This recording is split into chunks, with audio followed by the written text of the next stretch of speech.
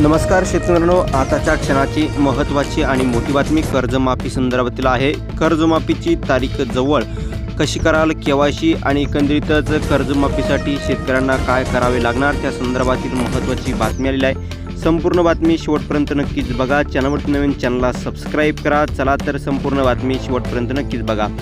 कर्जमाफीची तारीख जवळ, कशी कराल केवायसी जाणून घ्या। ए टू झेड माहिती बघू शकता। मुख्यमंत्री देवेंद्र फडणवीस यांनी राज्यातील शेतकऱ्यांसाठी कर्जमाफीची घोषणा केली आहे। पुण्यश्लोक अहिल्यादेवी होळकर शेतकरी कर्जमाफी योजना त्यांनी अर्थसंकल्पीय अधिवेशनात जाहीर केली होती। शेतकऱ्यांना या योजनेअंतर्गत 2 लाखाची कर्जमाफी मिळणार आहे। 2 लाखाच्या वर कर्ज असेल तर अधिकची रक्कम भरून 2 लाखाच्या कर्जमाफीचा फायदा घेता येऊ शकतो। पण कर्जमाफीसाठी सर्वात अगोदर केवायसी करणे अत्यंत आवश्यक आहे। आणि ती कशी करायची आहे केवायसी? शेतकऱ्यांना कर्जमाफीसाठी काय करावे लागणार? भविष्यातील कृषी संबंधित सर्व सरकारी योजनांचा लाभ घेण्यासाठी शेतकऱ्यांना ॲग्रीस्टॅक ॲपवर जाऊन नोंदणी करावी लागणार आहे। ॲग्रीस्टॅक याच्यावर नोंदणी केल्यानंतर, प्रक्रिया पूर्ण केल्यानंतर त्यानंतर PM किसान योजनेपासून इतर योजनेचा लाभ मिळेल। अनेक जिल्ह्यात याच्यासाठी शिबिर आणि नोंदणी सुरू झालेली आहे। शेतकऱ्यांना अचूक माहिती डिजिटल स्वरूपात नोंदवणे आवश्यक आहे। ज्या शेतकऱ्यांनी या ॲग्रीस्टॅक ॲपवर नोंदणी केलेली नाही त्या योजनेचा लाभ मिळणार नाही। ॲग्रीस्टॅक ॲपवर विहित पद्धतीने नोंदणी करावी लागेल।